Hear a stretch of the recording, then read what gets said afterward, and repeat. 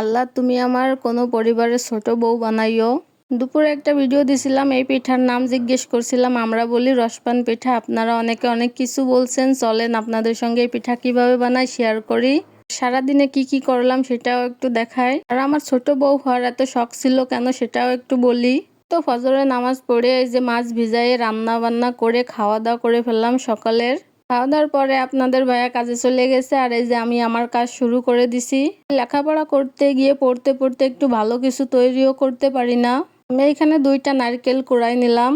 নারকেল কোড়ানো শেষ, এই যে এতটুকু নারকেল হয়েছে, এখান থেকে ফ্রিজে কিছু রাখবো আর আপনার পিঠা বানাবো। তারপর অনলাইনে জবের ক্লাসে ঢুকলাম। এটা হচ্ছে আমি যে চাকরির ক্লাস করি বিদ্যাবাড়িতে, সেটাই। 1 মাসে একভাবে পরীক্ষা দিতে দিতে এখন আর ভালো লাগতেছিল না ক্লাস করতে। পরে ছোট বোনের প্র্যাকটিক্যাল খাতা আঁকার জন্য দেখেন চুরি নিয়ে বসে গেলাম, কত কিছুই লাগে। আর বলি আমরা এই রসপান পিঠাটা কিভাবে বানাই। প্রথমে নারকেল আর চিনি আশকারাই নিব কড়াইতে করে, আর আটা সিদ্ধ করে নিব। তারপরে রুটির মতো বেলে এই যে কৌটার মুখ দিয়ে ছোট ছোট গোল গোল করে কাইটে নিলাম অনেকগুলা। এগুলো একবার আমি যেহেতু একা একা বানাচ্ছি তাই একবার সব কাইটে নিছি, এবার একটা একটা করে এর ভিতর খাজি দিচ্ছি, মানে নারকেল চিনির যে পুরটা বানাইছি সেটা।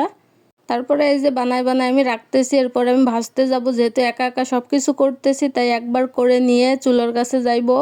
অনেক এলাকায় এই পিঠা অনেক নাম বললেন আপনারা, আমরা তো রসপান পিঠা বলি।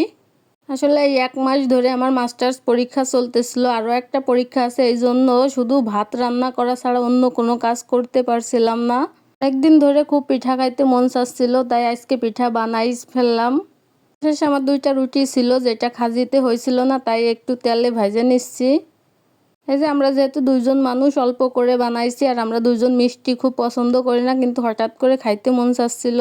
তারপরে যে ঘর ঝাড়ু দিয়ে থালা বাসন মাইজে দুপুরে খাওয়া দাওয়া এগুলো অনেক কিছু আছে, দেখাইলাম না ভিডিওতে। এবার বললি আমি কেন বড় বউ হতে চাই না, ছোট বউ হতে চাইতাম। আপনারা এই চিত্রগুলো দেখেন আর আমি আপনাদের সঙ্গে গল্প করি। আসলে আমরা 5 ভাই বোন, আমি হচ্ছি মেজো, আমার বড় বোন আমরা ছোট থাকতে বিয়ে হয়ে গেছে, তারপরে বলতে পারেন আমি পরিবারের বড়। ভাইরে ভাই বড় বোন হয় এত জ্বালা, জীবনে এত কষ্ট সহ্য করা লাগছে। তারপরে আমি চিন্তা করতাম, জাল্লা তুমি আমার শ্বশুর বাড়ি সবার ছোট বানায়, যাতে এত প্যারা আমার জীবনে না থাকে। আমার সেই দরটা কবুল করছে, আমি বাড়ির ছোট বউ। বলবো না বলেন, আমি সায়েন্স নিয়ে লেখাপড়া করছি, আমার ছোট 2 ভাই 1 বোন ওরাও সায়েন্স নিয়ে লেখাপড়া করছে। নিজের প্র্যাকটিক্যাল খাতা সারা জীবন আঁকছি। বড় ভাই যে 2টা তাদেরটা আঁকছি, এখন ছোট বোন এসএসসি পরীক্ষা দিবে, তাও আমার আঁকা লাগবে। সে বলে তোমার ভাইদেরটা আঁকছো, আমারটা কেন আঁকবা না, তাই তারে যে খাতা 2টা রাইখে গেছে আমার রাইখে দেওয়া লাগবে, সেই জন্য। বিকেলবেলায় যে পানি দিয়ে গেছে 2 বোতল, তা পানিটা ভিতরে ঢুকে রাখলাম। আর একটা পিঠা খাইতে খাইতে আপনাদের সঙ্গে গল্প শেষ করলাম।